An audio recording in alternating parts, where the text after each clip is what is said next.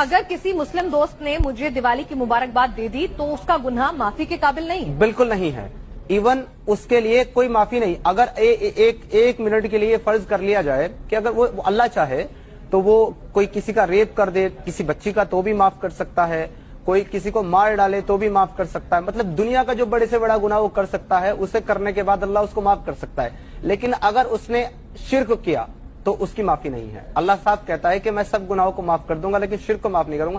آپ خود سوچئے کہ آپ کو اگر میں نے یہ کہہ دیا کہ ہیپی دیوالی تو میں نے یہ اس سے بڑا کرائم کیا کہ میں نے کسی کا مرڈر کیا ہو یا کسی کا ریپ کیا ہو۔ یہ بات سننے میں عجیب لگتی ہے مفتی قاسمی صاحب، کیونکہ ایکس مسلم ہیں تو اسی لیے کئی بار لوگ آلوچنا کرتے ہیں کہ جان بوجھ کے اسلام کی ایسی چھوی پیش کرتے ہیں، تو اسی لیے میں چاہوں گی کہ آن کیمرہ ہمارے کیمرہ پر آپ بتائیں کہ سمیر صحیح کہہ رہے ہیں؟ دیکھیے شرک جو ہے، شرک سب سے بڑا گناہ ہے، اس کے بارے میں قرآن میں آتا ہے ان الشرک شرک کیا ہوا، مطلب ایک بار تھوڑا شرک یہ ہے کہ آپ اللہ کی اس خدائی میں کسی کو شریک ٹھہرائیں، آپ اللہ کی اس خدائی میں کسی کو شریک ٹھہرائیں۔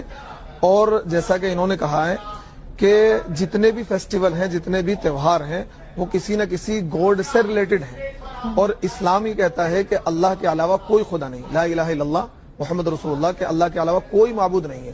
تو اب جو تہوار منائے جاتے ہیں وہ کسی نہ کسی گاڈ سے ریلیٹڈ ہوتے ہیں۔ جب ہم اس میں اس کی مبارکباد دیں گے تو گویا کہ یہ ایسا ہوگا جیسا کہ ہم اس شرک پر راضی ہیں۔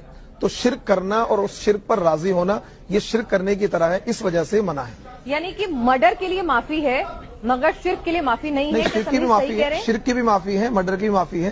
شرط یہ ہے کہ آپ اس پہ توبہ کر لیں، توبہ کا دروازہ کھلا ہوا ہے، آپ توبہ کر لیں کہ آئندہ ایسا نہیں کریں گے، معافی ہو جائے گی۔